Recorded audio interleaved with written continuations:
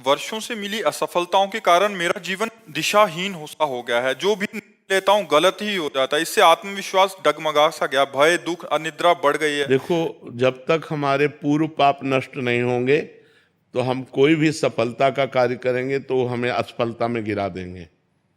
हम बहुत सकारात्मक सोच रखना चाहेंगे, हमें नेगेटिव सोच में पहुंचा देंगे।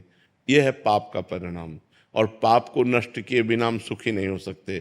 इसलिए पाप नष्ट करने के लिए और भी उपाय हैं, जैसे तीर्थ याटन है, गंगा स्नान है, और भी है। लेकिन सही सटीक पाप की जड़ का नाश कर दे नाम है। नाम संकीर्तनम यस्य सर्व पाप प्रणाशनम। आधा घंटा नाम कीर्तन करो जोर जोर से, और चलते फिरते नाम जप करो, देखो सब पॉजिटिव हो जाएगा। आधा घंटा कोई नाम कीर्तन करो, जो नाम प्रिय हो आपको, हरे कृष्ण श्री राम जय जय, जो भी राधा राधा राधा, खूब जोर जोर से भगवान नाम कीर्तन करो और चलते फिरते नाम जप करो। फिर देख लो आप उसका परिणाम, फिर आप खुद अनुभव करें। लेकिन लंबे समय तक 2-4 दिन किया और फिर पाप कर लिया, फिर 2-4 दिन किया पाप किया, वो बात नहीं है।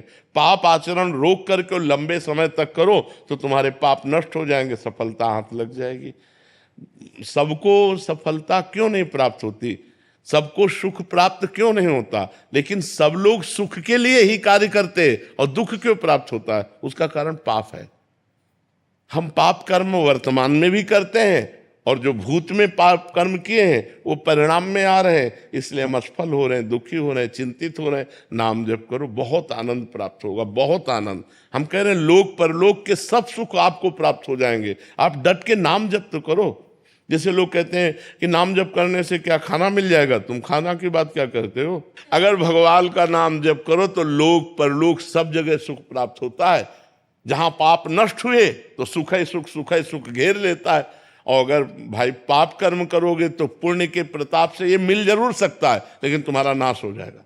अंत में तुम्हारा नाश हो जाएगा, अंत में तुम जीरो पे होगे, कुछ तुम्हारे पास नहीं होगा। अगर नाम जप कर रहे हो, आज दुखी हो, चिंता मत करो, कल सुखी हो जाओ। हमको भोजन तक नहीं मिले 8-8 दिन, जो आज हम आपको प्रमाण दे रहे हैं कि हम गाड़ी पे चल रहे हैं, तो कल हमको भोजन नहीं मिला। सर्दी में ओढ़ने के लिए कंबल नहीं था, बोरा ओढ़ते थे, टाट समझते हैं ना, जिसमें गेहूं का आटा भरा जाता है, वो बोरा ओढ़कर सर्दी पार करते थे। और आज हम तो आपको क्या बताएं, जब आप समझ लो यही है तो क्या व्यवस्था नहीं होगी? हर व्यवस्था है, राजा बाबू की तरह भगवान रख रहे हैं। तो कल जो था वो जो दुख में था, उसमें हम धर्म को नहीं त्यागा, बड़ी कठिनाई से आगे बढ़ते रहे, तो आज वो बात आ गई जो लौकिक और पारलौकिक। ये तो सांसारिक सुख है, लेकिन भागवतिक सुख हम तुम्हें बता भी नहीं सकते कि कितना भगवान हमें आनंद देते हैं। इसलिए नाम जप करो, चिंता न करो, सफलता चरण चूमेगी यदि भगवान की शरण में हो और भगवान के आश्रित हो। महाराज जी, निरंतर प्रयासों के बाद भी जब असफलता मिलती रहे तो स्वयं को भाई मोटिवेट क्या और प्रयास सकारात्मक। करते हो? लौकिक ही प्रयास तो करते हो ना, अपने पूर्व पाप के नष्ट करने का प्रयास तो नहीं करते। कि आप कोई अनुष्ठान कर रहे हैं, आप भजन कर रहे हैं, आप परोपकार कर रहे हैं, आप तीर्थयाटन कर रहे हैं पवित्र भाव से, ये तो सब कुछ है नहीं। तो पूर्व में जो पाप कर्म किया है, अब जो आप सफलता के लिए प्रयास करते हैं वो आपको असफल कर देता है, गिरा देता है। तो आपका प्रयास कोई आध्यात्मिक है क्या?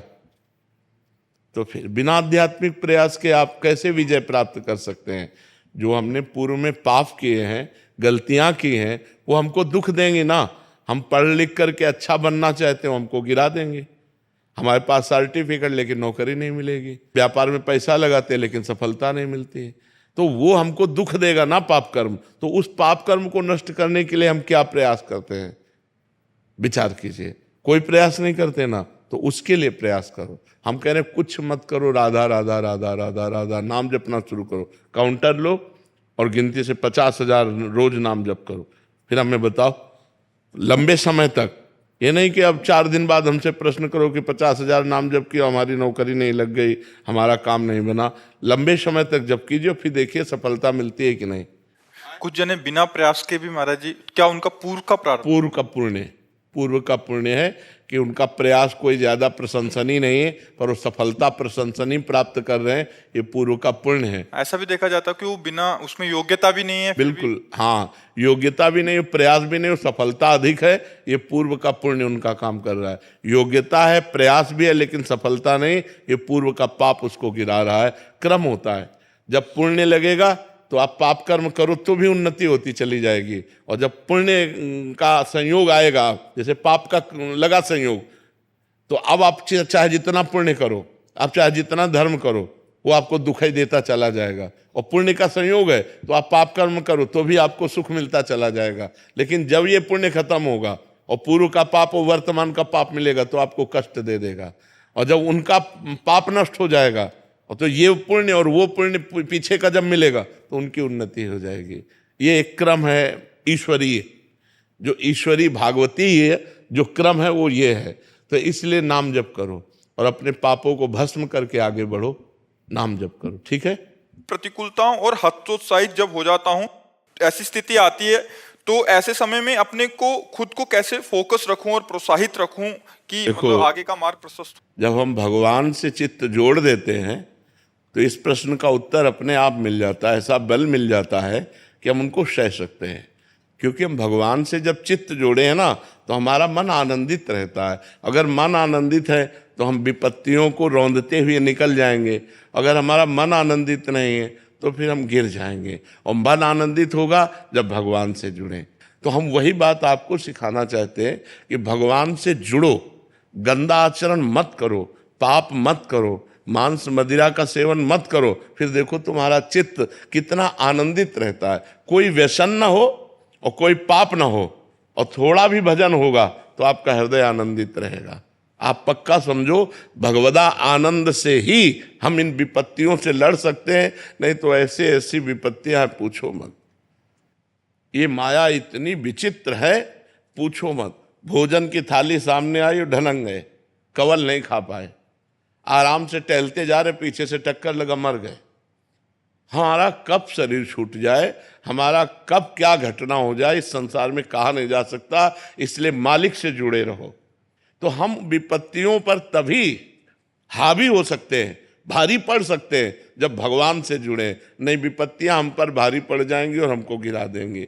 आदमी जब निर्णय नहीं कर पाता ना विपत्तियों में, तो सुसाइड जो कर लेते हैं ना, वो यही, वो विपत्तियों से निकलने का रास्ता सुसाइड सोच लेते हैं, जबकि सुसाइड भारी विपत्ति में फंसा देने वाला है। प्रेत योनि मिलती है सुसाइड करने वाले को।